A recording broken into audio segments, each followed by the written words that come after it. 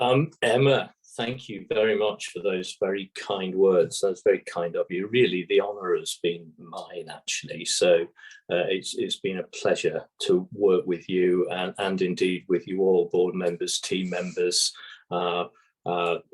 constituent body members, and all. It really has been a pleasure.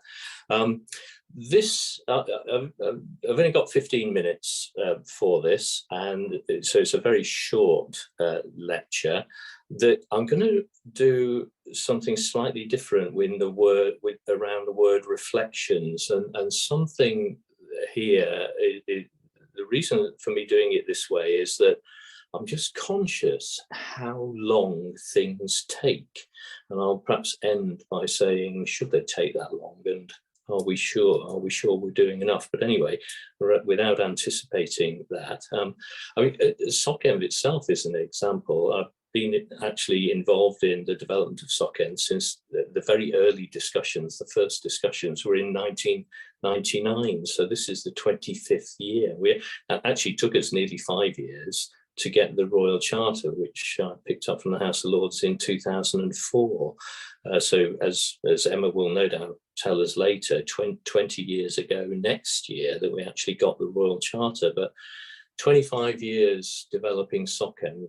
It's great that we've got 10,000, or we've registered over 10,000 people, put them on our registers in the last years. But how long has that taken, and is it fast enough? And actually, as Dougal reminded me this morning in the AGM, because I've been involved with SocEnv since 1999, he said that that's not to forget that that's spanning 4 decades. That would just make me feel even older, Dougal, but thank you for it.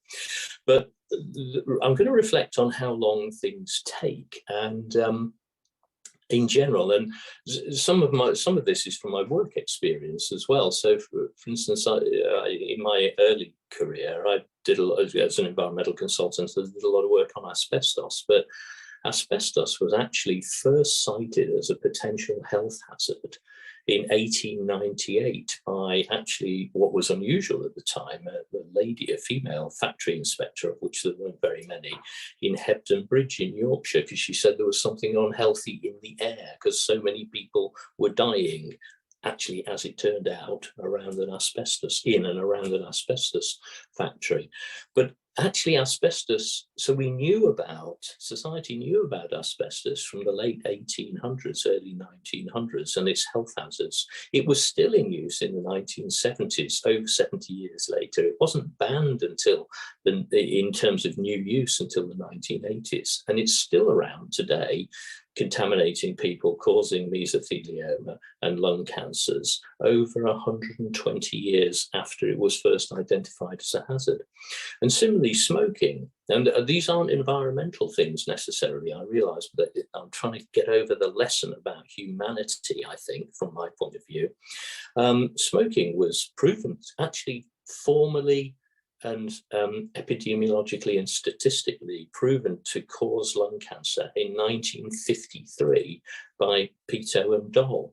1953, as you know, 70 odd years ago. It was actually still marketed in the 1950s, 60s, 70s, and 1980s very strongly as a good thing. It was a good thing to smoke, even though the evidence for it causing lung cancer and deaths was undisputable.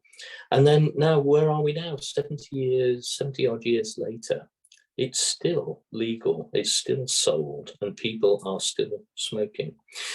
And then a final example, perhaps more relevant to the air quality agenda, is we know that air quality is damaging people's lives and health today, and has done for the last umpteen years. But we particularly know that it's impacting very strongly those who are the most disadvantaged in society. And yet, and we've known that for years, and yet for the 10 years before we Brexited from the EU, we as a country deliberately broke the EU law on air quality. We knew we were breaking it, we did it, and what did we do about it? as a society, absolutely nothing. And this then takes me into this few slides. I've got about 5 or 6 slides here just to think about the COP process. So you all know about the Conference of the Parties, the UN Framework Convention on Climate Change in 1992 actually took until 1997 before the Kyoto Protocol was adopted, and actually didn't come into force until 2005.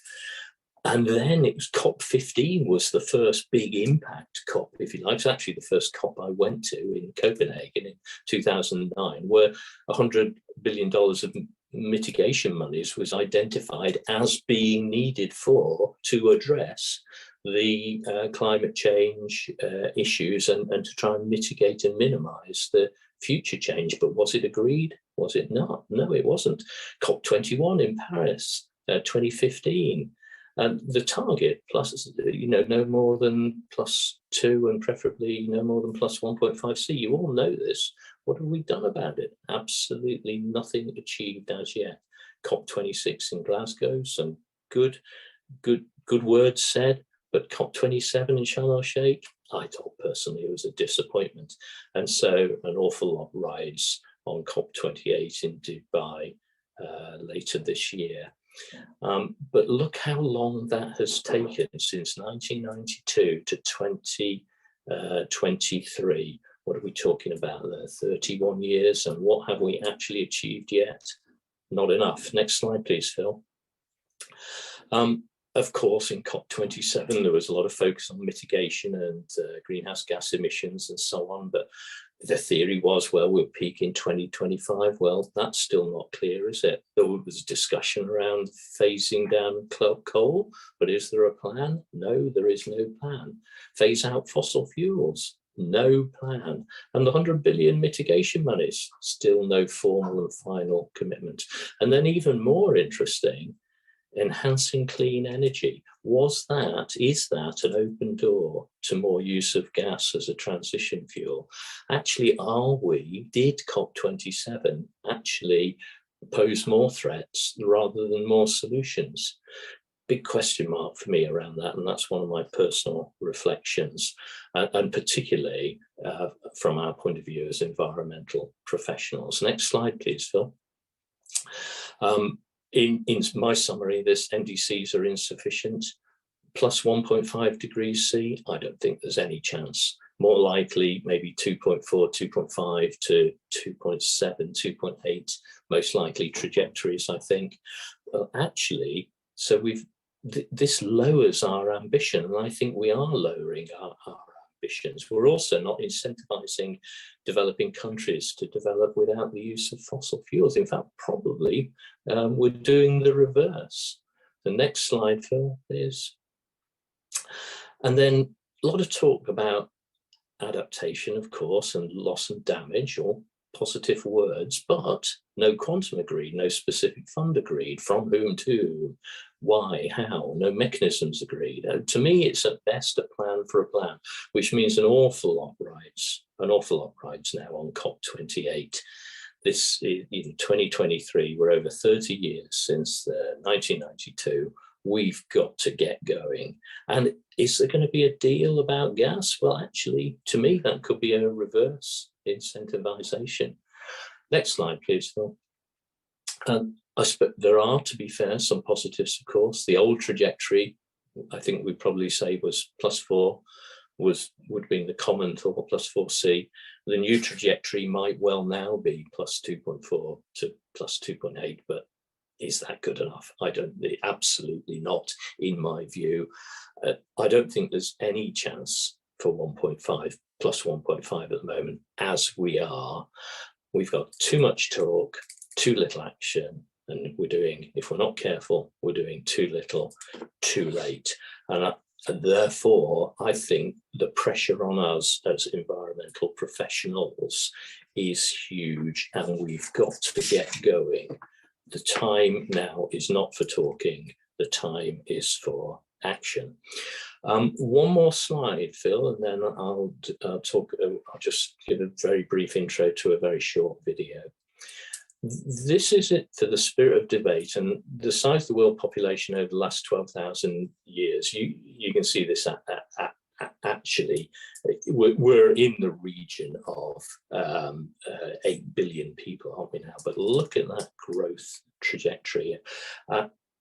And whilst, of course, forecasts, I do appreciate that forecasts for stabilization of population are there, and it's, you know, there are worries about birth rates and population shrinkage, especially in certain countries.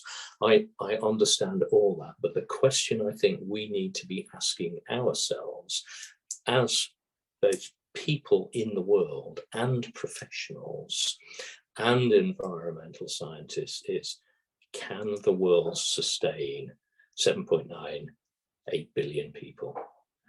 And I think the standard of living that we're currently experiencing and, if you like, offering to those future generations, can it be delivered sustainably? And I think that really needs thinking through very seriously, because at the moment I don't think the evidence is there that it can be. Anyway, with those reflections, and therefore the importance of chartered environmentalists and our other registrants to the future of both of the environmental profession, but also the future of the environment, sustainability, and indeed the world population, we've got a lot of work to do. Also, Sandra's asking about, you know, the fact that BP and British Museum are breaking ties. Do you think that this is how it's got to, you know, the question being, you know, is it, well, there's a couple of questions there. Is that the way to do it? Is to be quite brutal with, you know, say, oil companies or oil-based companies? And is it too late in the question of, are we moving the deck chairs around on the Titanic? Well, it does worry me that it's too late, Dougal. I don't want to be to give in the fight at all. What I think we need to do is be aggressive and to pump hard for faster action in a very positive way, because there isn't time. I don't think there's time for debate and slowness. We really need to be acting hard and tough, and now. Yeah, okay. I think Alan Harmer makes a slightly rhetorical point around the fact that it's about the pace of change, which is a really a point well made. And there's a rhetorical point perhaps also there around people understanding that video, whether they got it, whether that audience and that production team actually understood it or not, and rather than the visual impact. But that's perhaps we're a particularly in tune audience for such things. I'm sure we are. And along those lines, do you think that there's too much talk and not enough action in environmental professional circles? So turning that to those of us, Will, who perhaps understood the metaphor, the meaning behind that video more than others. You know, well, what about looking at ourselves in the mirror? You know, is there something?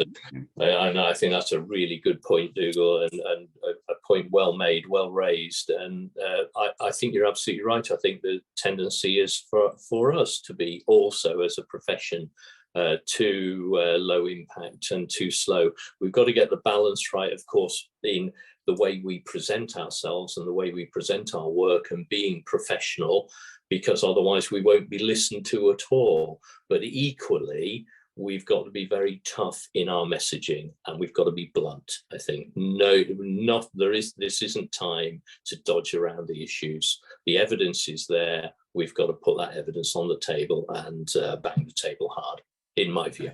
Yeah.